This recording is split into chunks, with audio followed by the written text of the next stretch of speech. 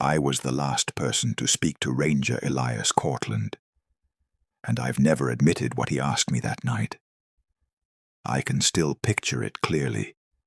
The lantern he kept by his door, swaying gently on a length of twine, moving as if a hand had just set it swinging. The cabin porch was empty, the wind was still, and that lantern should not have been in motion. Yet it drifted side to side, glimmering over the old boards like a quiet warning.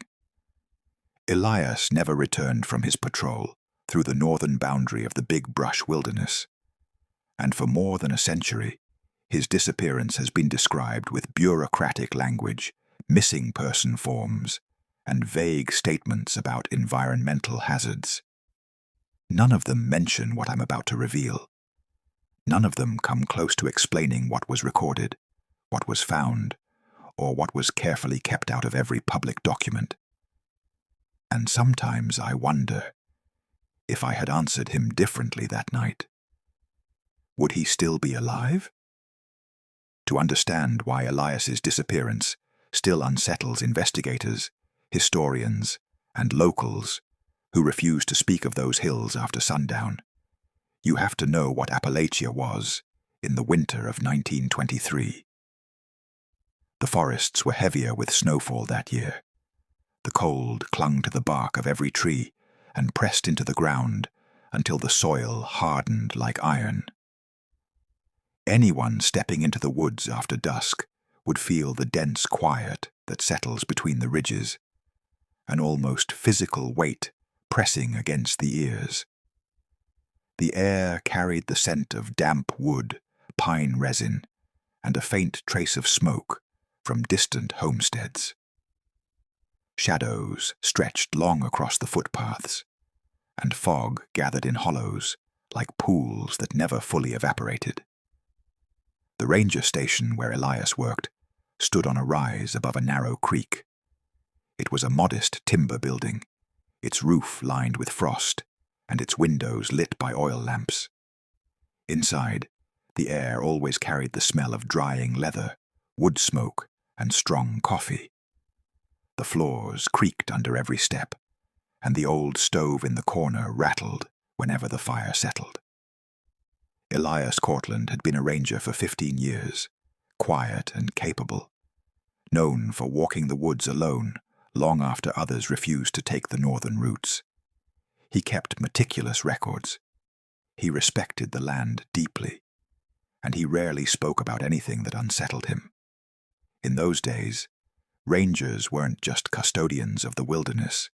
They were the only line between isolated communities and the unpredictable rhythm of these vast, cold mountains. The older families who lived near the ridge would warn newcomers, don't wander too far past the old boundary stones. Don't follow anything you hear after dark. They said these things casually, but never explained why. Elias, however, went past those stones often, and that winter he began seeing and hearing things he wrote down with a trembling hand. It began with small, unconnected accounts.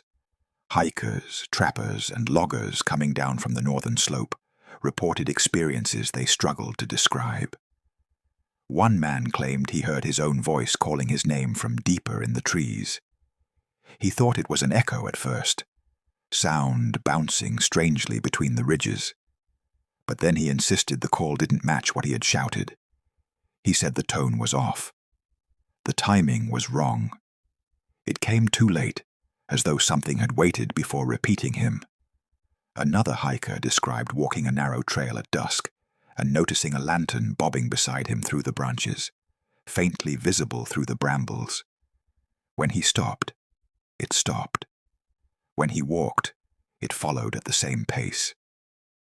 He thought it was another traveler taking a parallel path, until he realized there was no path where that lantern moved. Elias listened carefully to these stories. He took notes. He asked questions that made the locals uncomfortable. Questions about distance, timing, and whether the sound of the voice or the movement of the lantern seemed familiar. He didn't dismiss any of it. In his nightly logs, he wrote short, clipped entries. Reports increasing. Disturbances concentrated north of Walker Ridge. Possible explanation needed. He didn't suggest what that explanation might be. A week after the first reports, I joined Elias on a brief patrol along one of the easier trails. Snow had fallen the previous night, and the ground was blanketed in a clean, unbroken layer. The air was still, almost muffled, as if the forest were listening. At one point, I called out to him. I simply said, "Elias, you still ahead?" in a normal tone. The echo returned several seconds later. Not instantly, not with the quick bounce you expect when sound meets a ridge or canyon wall. This came back slowly. Too slowly. Worse, the echo didn't quite match what I said. The rhythm was right, but the inflection was slightly wrong, like someone repeating the words after hearing them only once. I told myself the sound was playing tricks due to the cold air. Elias didn't say a word about it.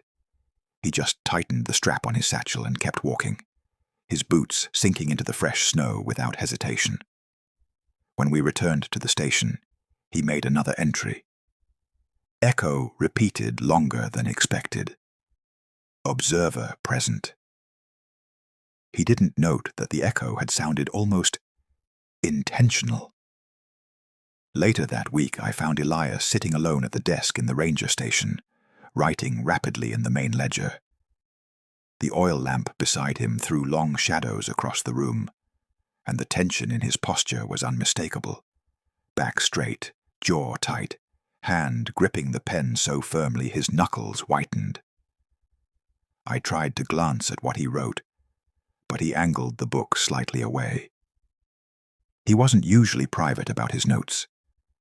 When he stepped outside to check the woodpile, I walked past the desk and saw only fragments on the open page.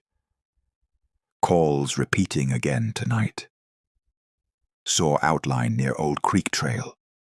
Tracks appear unfamiliar. The word unfamiliar was underlined several times. On the following page, he had written a different note, one that took up nearly half the sheet. It watched me for longer than before. I am certain of this.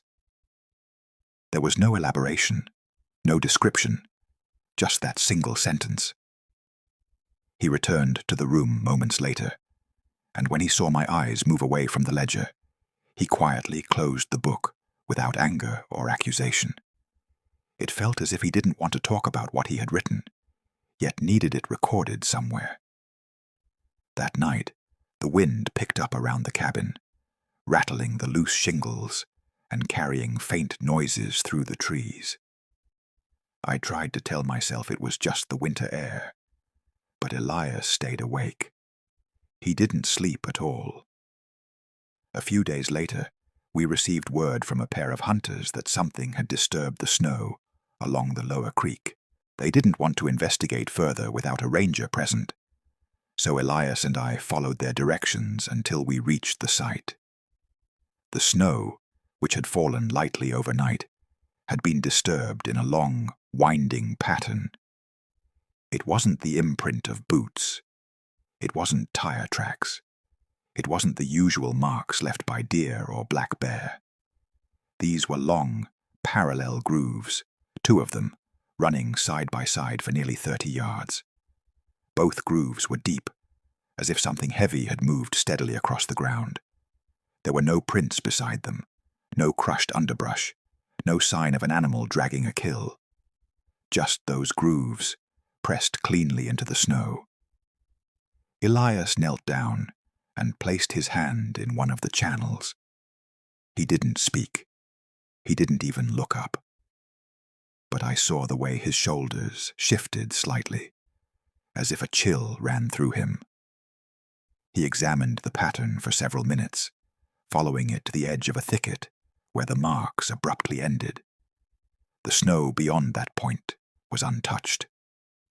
We stood there in silence, listening to the faint gurgle of the creek and the soft cracking of ice where water met stone.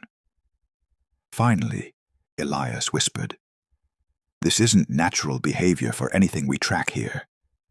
It was the closest he had come to expressing concern. That evening, his ledger entry was short.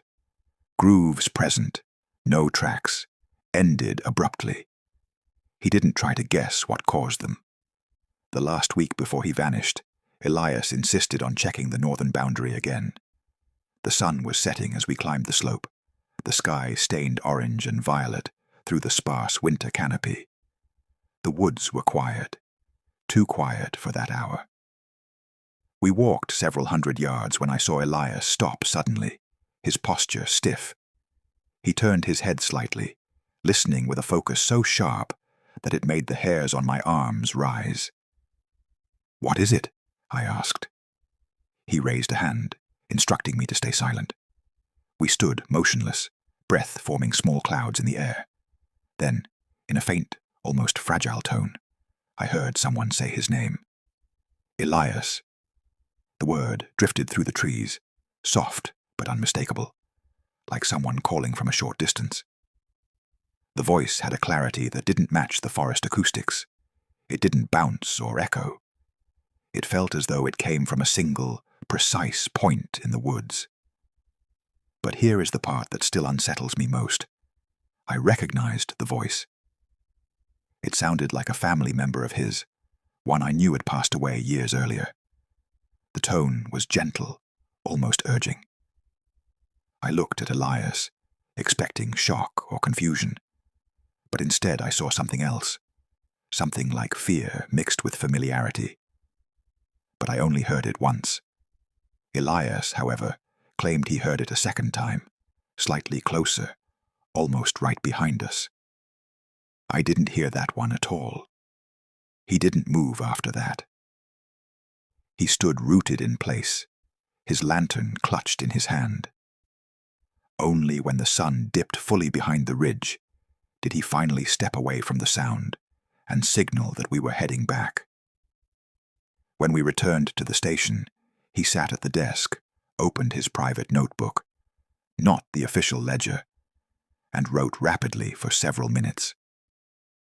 When he finished, he closed the book and slid it into the bottom drawer, locking it. I had never seen him look so shaken. That was the last full patrol we made together. His next one would be alone. 3 nights after he heard the voice near the timberline, Elias left the station for what would be his final patrol. According to the logs, he set out just after dusk, lantern in hand, heading toward the northern route. The air was still and cold. Snow lay thick beneath the trees, and mist collected along the creek bed. He told me he intended to walk only as far as the old boundary stones and return before midnight. I remember him adjusting his coat collar and checking the wick on his lantern twice, something he never usually did. Before stepping off the porch, he looked at me as if he wanted to say something more, but decided against it. Hours passed. The station's lanterns burned low. I sat by the stove, reading over recent reports and waiting for the sound of Elias's boots on the porch. Instead, I heard nothing but the wind brushing against the cabin walls. Near midnight, worry forced me to follow his trail. The forest felt different that night. Every step was muffled by snow, and each breath hung in the air longer than usual. The path was clear. Elias's boot prints moved steadily north, unbroken and certain. But halfway up the ridge, something changed. The prints split, not into 2 paths, but into 2 velocities. At first, they were spaced normally, as if he walked at his usual pace. Then they widened, each step farther apart, as though he had quickened his pace. And then they stopped altogether. Where his prints ended, fog had gathered in a heavy patch, suspended low to the ground. I moved slowly into it, calling his name. No answer. Only the faint hiss of wind through the pine needles. Then, deeper in the fog, I saw it. A faint yellow glow. At first it looked like his lantern, bobbing gently. but it wasn't following any human gait. It didn't rise and fall with steps. It glided smoothly, as if moving on a track hidden beneath the snow. I took a single step closer. That was when I realized the glow wasn't alone. Another light flickered beside it, dimmer, as if mimicking the first. The fog thinned abruptly as I reached the ridge crest. Through the trees, I saw a shape standing between two large hemlocks. It was tall, too tall to be Elias, and motionless. Its outline didn't fit the body of any person I knew. What drew my attention most was the lantern it held. It wasn't just similar to Elias's lantern. It appeared identical. Same frame, same glass, same handle worn with age. The flame inside swayed slightly, but the figure holding it did not move at all. The light reflected faintly off the snow, revealing no features on the figure's face. It stood still for several seconds. Then, without bending, turning, or shifting its weight, it raised its arm, copying the exact posture Elias used whenever he signaled that he'd found something on a trail. My chest tightened. Something about that gesture felt practiced, too practiced, like it had repeated it many times. I stood frozen, trying to determine if I was misinterpreting what I saw, if the fog or darkness had distorted the shape. But the lantern's glow didn't lie. The light revealed a form that shouldn't have been there. Just then, another voice drifted through the trees. "Don't follow it. Don't answer it." The voice was unmistakably Elias's. It came from the left, far from the figure holding the lantern. And then, before I could react, a second voice, identical to the first, echoed from the right. "Don't follow it. Don't answer it." Two voices, same tone, same breath, same strained urgency, coming from opposite directions. I stood between them, lantern in my hand trembling. The figure ahead didn't move. It simply lowered the lantern slightly, as though waiting for me to step forward. I didn't move. I couldn't. Then the lantern's flame flickered out, and the shape dissolved into the darkness. I was alone again. I called out for Elias until my throat burned. The cold bit into my fingers as I searched, shining my lantern across every cluster of trees, every dip in the ground, every path leading away from the ridge. But I found nothing. No footprints, no broken branches, no lantern, no sign of struggle. Just the fog drifting slowly back around me, swallowing the trail behind me, as if urging me to return to the station. By dawn, I had covered miles of forest. Elias's trail simply ended. When I reached the station again, the lantern on the porch, the one that had swung without explanation days earlier, was still moving, knocking gently against the rail. Elias Cortland was never seen alive again. By morning, a full search began. Rangers from nearby stations, trappers, and local families joined, combing through the hills with dogs and lanterns. The sun remained hidden behind thick clouds, casting a muted grey light across the landscape. What the search party found didn't make sense. Near the old boundary stones, Elias's jacket hung from a low branch. It wasn't torn or snagged. It looked deliberately placed, as if someone had draped it carefully so it wouldn't fall. Farther down the slope, his patrol badge lay neatly atop a flat rock, positioned directly in the center. No snow had gathered on top of it, suggesting it had been placed very recently. His rifle rested near the creek, leaning against a tree. The metal was warm to the touch, as if someone had held it moments before. The dogs refused to cross the creek. They barked wildly, then backed up, tails tucked, refusing to approach the area where the drag marks had been found days earlier. The older searchers exchanged uneasy glances. By the end of the first day, the only footprints in the entire search zone, belonged to the rescuers themselves. It was as though Elias had stopped existing beyond that single patch of fog. The official report would later describe these observations in clinical terms, avoiding mention of the fact that nothing about the arrangement of his belongings made any logical sense. Unofficially, the searchers whispered to each other during breaks, saying they felt watched. Not by an animal, not by another person, just watched. During the second day of the investigation, I visited several long-settled families near the ridge, hoping they might provide insight. Many were reluctant to speak. Doors cracked open just enough to peer through. Eyes watched with caution, as though I had asked about something people preferred to forget. Finally, an elderly woman agreed to talk. Her name was Clara Mayfield, and she lived alone in a cabin near the eastern edge of the forest. She invited me inside, not out of hospitality, but out of a sense of obligation. She listened quietly as I explained the situation, nodding with an expression I couldn't interpret. When I finished, she looked toward the window, the glass fogging faintly from the warmth of the room. "It calls in the voice you trust." She said this matter-of-factly, as though reciting a well-known truth. "And once you follow, you don't come back." I asked who or what she believed it was, but she shook her head. "There are things in these hills older than all of us. They pay attention to the lonely ones, especially those who walk the woods at night. They remember voices well." She told me that hunters had vanished before, long ago. Their last known movements were always at dusk, always near the same stretch of forest Elias patrolled.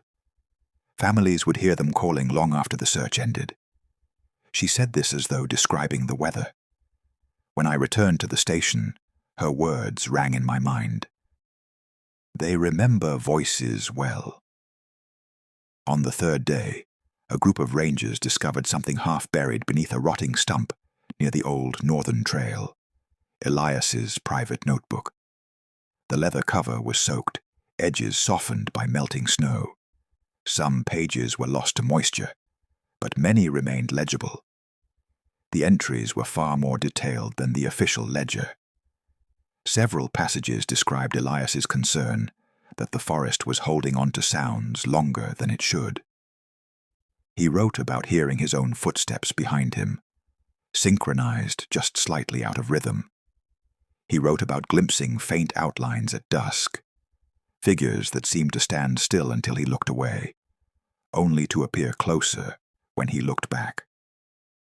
One set of pages contained sketches, rough, incomplete drawings of shapes in the trees, not quite human, not quite animal. One sketch showed a tall figure holding a lantern. Another depicted a silhouette leaning forward, as though observing him from a distance. In another passage he wrote, "Something repeats what it hears. Not instantly. It waits, it learns, it changes its timing to match mine." Farther into the notebook, "I fear it has learned my voice too well." These notes were never included in the official case file.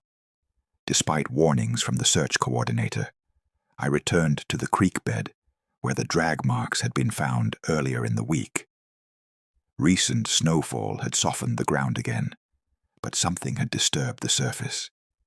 Smooth trails cut through the snow, winding with unnatural uniformity, as though something had moved without lifting itself from the ground. Near the center of the creek's bend, I found something else. A lantern wick, damp and frayed. It was identical to the type used in the ranger station. When I held it between my fingers, it felt warm. Snow had covered the area around it, but the wick itself held warmth, as though recently handled.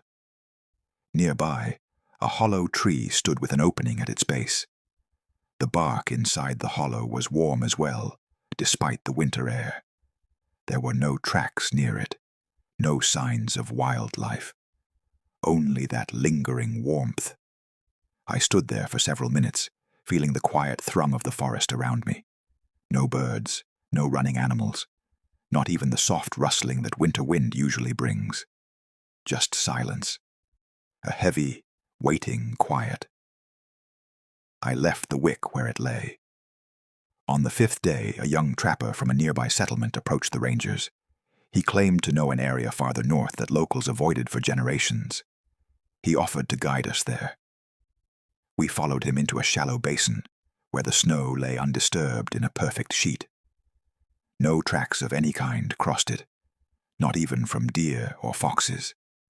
The air felt different there, thicker, as though the wind avoided the hollow entirely.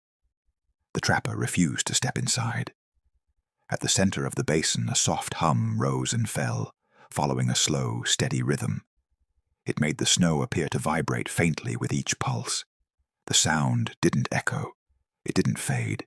It simply existed as if generated from the ground itself. I took a step toward the center, but stopped when the trapper grabbed my arm, shaking his head violently. "We don't walk in there," he whispered. When I asked why, he only repeated, "We don't." Something about the firmness of his voice told me the reason wasn't superstition. We left without taking another step, but as we walked away, I could have sworn the hum changed.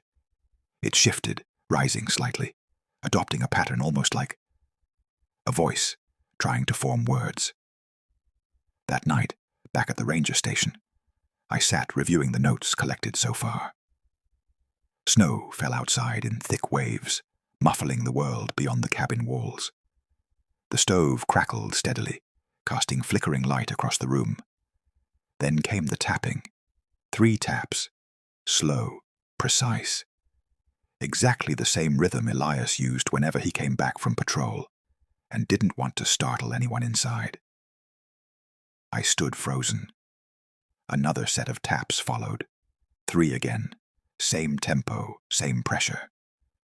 When I finally stepped to the door and opened it, the porch was empty. The snow was untouched. No footprints, no lantern light, no movement in the trees. But the tapping came one more time. From the window behind me, 3 taps, soft, familiar. I stepped back, heart pounding, scanning the darkness outside. Nothing, just the tapping echoing in my memory. By dawn, fresh snow had fallen. When I stepped onto the porch to check the woodpile, I froze. A lantern sat on the railing. Elias's lantern, the one that vanished with him. Its handle was frosted, but the metal near the wick was warm, suggesting it had been lit recently. A thin line of soot traced the inside of the glass, still smudged, as though the flame had been extinguished only minutes before. There were no footprints nearby, just the lantern, waiting, almost placed deliberately. I brought it inside, though my hands shook as I reached for it. Something about the weight felt wrong. It was heavier than it should have been, almost as if the cold itself clung to the metal. Inside, the station felt smaller, compressed by the weight of unanswered questions. Rangers found a small storage box under Elias's bunk. Inside it lay several phonograph cylinders and a compact hand-cranked recorder. One cylinder, labeled only with the date of his last full patrol, had been partially recorded. We played it, expecting notes about trail conditions or wildlife behavior. What we heard was far different. The first minutes contained the soft crunch of boots on snow, then the sound of breathing, steady at first, then uneven. After a pause, the second breathing pattern emerged. It was faint at first, matching Elias's rhythm perfectly. When he inhaled, it inhaled. When he paused, it paused. But its timing lagged by a fraction of a second, as though learning from him in real time. Then came the sound of twigs snapping, followed by a clear whisper. "It sounds like me." Elias's voice. The recording ended abruptly after that whisper. The cylinder's surface had a long scratch across its final groove, as if something had pressed against it. As I sat alone in the ranger station, listening to the wind outside, I finally acknowledged the truth I had avoided from the beginning. On the night Elias disappeared, when I heard his voice drift through the trees, soft, pleading, familiar, I answered. I called back, just once. And something answered from the opposite direction, using the exact same tone. I've never forgotten that moment. Elias told me earlier that week, "If you hear my voice after dark, don't answer." But I did, and I believe that choice shaped what followed. I left Appalachia soon after the investigation ended. The official report cited environmental hazards, disorientation, and winter conditions as primary factors in Elias's disappearance. It concluded with the same phrasing used in countless cases: cause undetermined. But I know what I experienced. I know what I heard. I know the forest held onto his voice, repeating it long after he vanished. Years later, even after moving to another state, I would sometimes wake at night to hear tapping at my window. 3 soft taps, spaced evenly apart. Always the same pattern, always the same rhythm. There were never footprints outside when I checked in the morning. And on more than one occasion, I heard someone say my name from the edge of the yard. The tone was warm, familiar, inviting. It carried the exact cadence of Elias's voice on the phonograph recording. But I never answered. Not again.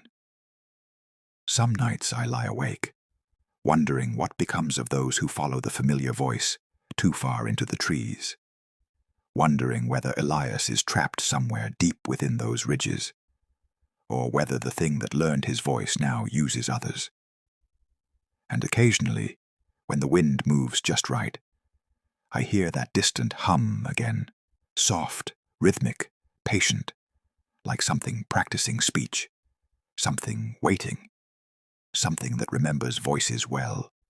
If you've listened this far, you're braver than most. Would you spend one night alone in those woods, or walk the northern trail after sunset? Because if you do, and you hear someone calling your name in a voice you trust, you better hope it's actually them.